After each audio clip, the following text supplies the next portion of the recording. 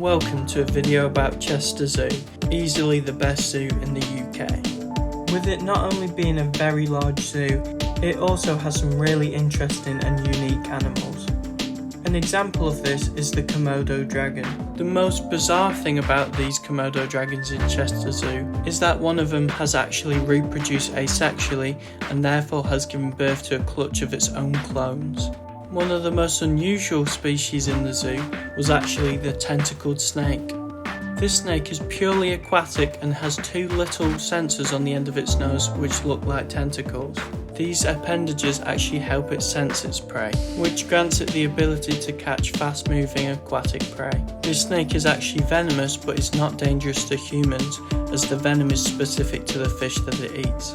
At Chester Zoo there was a lot of aquarium exhibits and not all of them contained fish, like these frogs here. But in the vast majority that did contain fish, there was a wide array of species, and in the jaguar house underneath the sloth exhibit there's actually a massive tank that had loads of cardinal tetras and other Amazonian fish.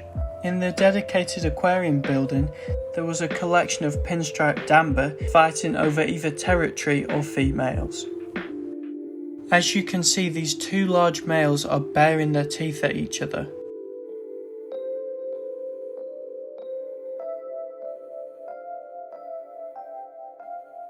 And this is what it looks like from another angle.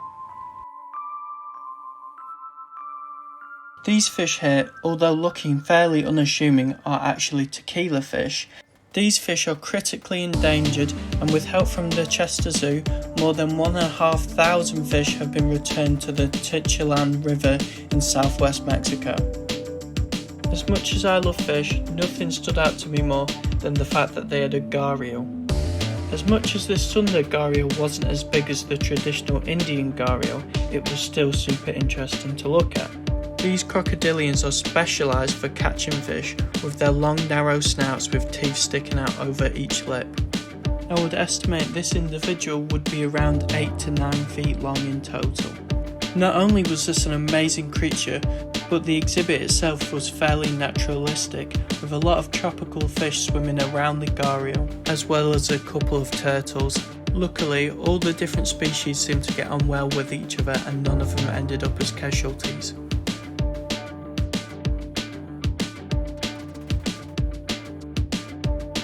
After this turtle and this rainbow fish, you'll see the Peter's elephant nose fish. This fish actually has a trunk-like attachment, hence why it's called the elephant nose fish. This is a weakly electric organ which allows it to sense food underneath the gravel, and therefore it's digging for it in this video. Not only did they have freshwater tanks, they also had saltwater reef tanks too. The only problem I had with these tanks is that some of them were too fogged up and therefore I could not record it. Other than that, the array of corals and other fish that they had in these saltwater aquariums was absolutely spectacular. What was nice as well is they just didn't have all the standard tangs and everything, but they also had some very brightly coloured small fish that you don't usually see in these aquariums.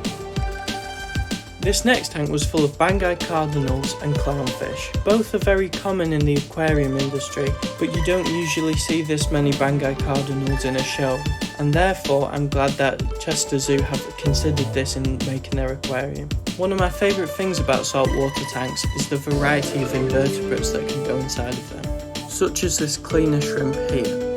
Next up was a tomato clownfish, which is the biggest type of clownfish. These fish are notoriously aggressive with their other tank mates.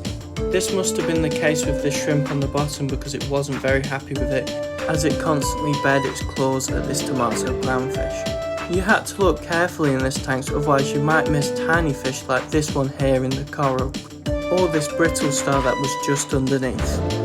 Talking of brittle, seahorses are some of the most sensitive marine animals, but not as sensitive as these blind cave fish were to light.